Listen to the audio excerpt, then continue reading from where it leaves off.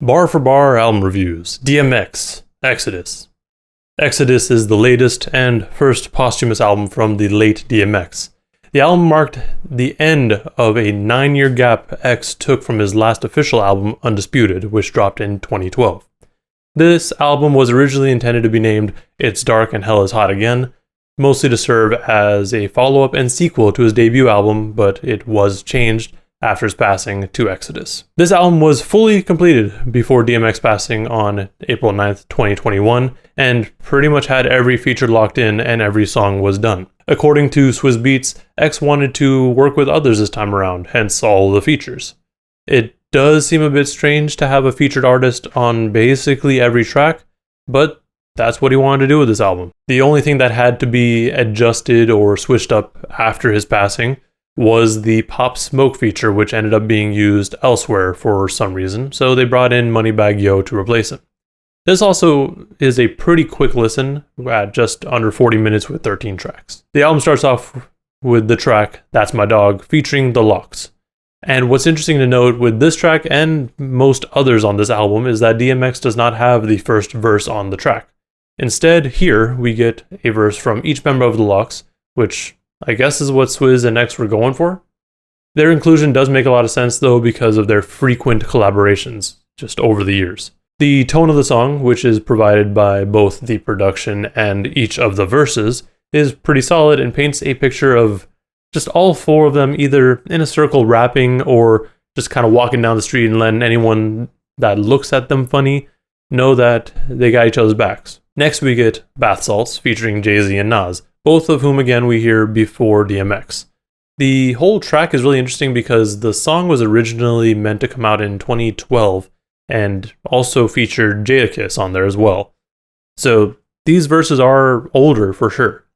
When I did a breakdown for it, which you should check out if you want a more in-depth look at it, I mentioned how it sounded like there was this vocal effect on all three of them, making it kind of sound older.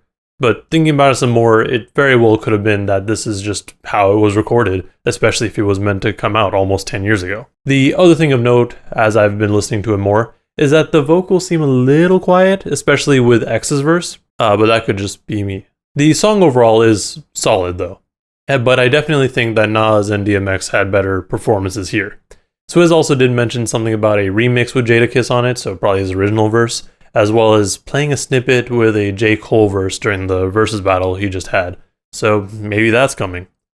I'd probably think of it more of an extended version, though, because I don't imagine that we get a different verse from anyone else on here. Dogs Out brings in our first collab between Lil Wayne and DMX, where they rap aggressively over a beat that sounds very reminiscent of Uproar, at least in terms of energy. The content of the song is pretty straightforward and is just about them letting the dogs out, in this case the dogs being Lil Wayne and DMX. And it ends with DMX almost pleading with people don't do it, because he doesn't want himself or his crew to do anything too crazy. Then we have Money Money Money. This track was originally meant to feature Pop Smoke, but for whatever reason that verse was used elsewhere, and we got Moneybagg Yo to replace him. Both verses were delivered just fine, with my biggest issue being that this track feels like it could have been so much more. It just feels like there's something missing. Like the chorus from DMX is really solid, and it just feels like something's missing. I understand that DMX and Swizz Beatz wanted to work with a newer artist and went for that newer sound as well, which I'm not saying is the issue at all. It just feels empty, if that makes sense. Things begin to get more introspective with the track Hold Me Down featuring Alicia Keys. This song is cool because it reminds me of the days where we'd have more crossover between rappers and R&B singers, where we get the aggressive sounds and delivery of the rapper balanced out with the vocal performance of the singer. This track feels like it would be a great intro or walkout song for a concert because it's a little triumphant in nature, especially with Swizz Beatz starting the song off proclaiming the king's back. Like I mentioned, this is the first of the more introspective songs on this album, which, to be fair, isn't a surprise since DMX tends to tell us everything, but it is a nice change of pace so far. Here, X reflects pretty broadly on his life and how things that have happened to him is because God loved him. There are some really hard-hitting lines here too that really show us how open he is about how he feels with the line, "Man, it hurts when people that I love don't want me." This sort of energy carries on into the next track, Skyscrapers, which features Bono of U2. This track goes more into DMX's faith, with the first verse just talking about things that kind of go hand in hand, like looking for the good and the bad, like the sun when it rains. The second verse is where we really get a more emotional sounding X, where he's proclaiming that he just wants to be heard and that fame isn't what's important to him at the moment. I think what he's really getting at here is that he just wants someone to listen to him and realize that they're not alone. Next we get the stick-up skit, which makes sense to include because of the inclusion of Ice Pick J, who's been on many skits in the past. But its placement here and just overall subject matter is a bit strange to me, because it starts off with a snippet of Party Up playing in the background and then leads into a robbery. It just kind of felt a little out of place given the last two songs we got, but I guess it makes more sense as we go into the next track, Hood Blues. Hood Blues was the first single for the project and features the Griselda Boys. I also did a breakdown for this track, so check that out if you want more information. This track does use a familiar beat that we've heard from other artists in the past, and just has all four rappers rapping straight through with no chorus.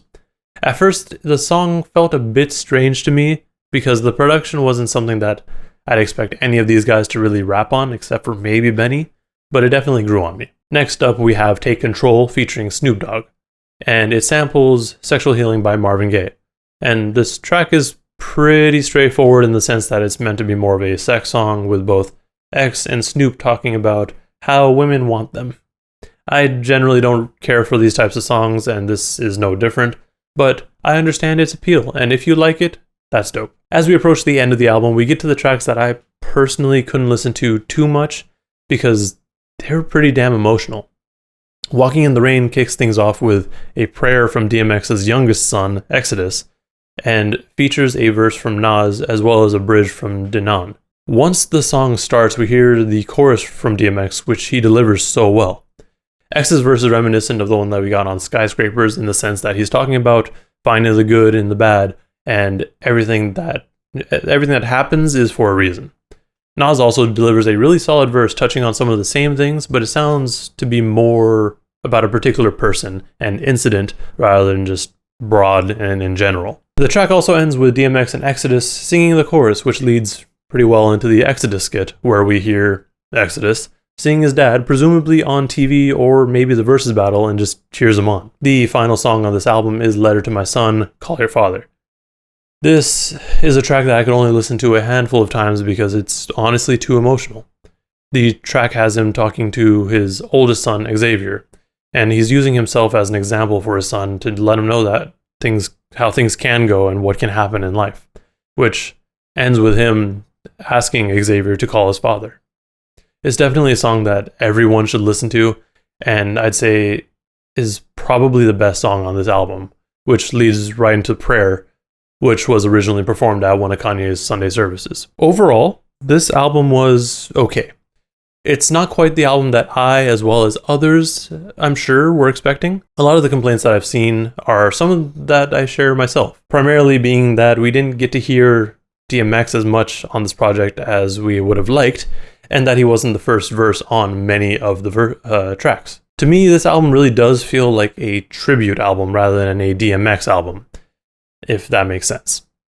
I saw some people who listened to it early saying that it was a good send-off, and to that I would have to agree because it does sound like a tribute album.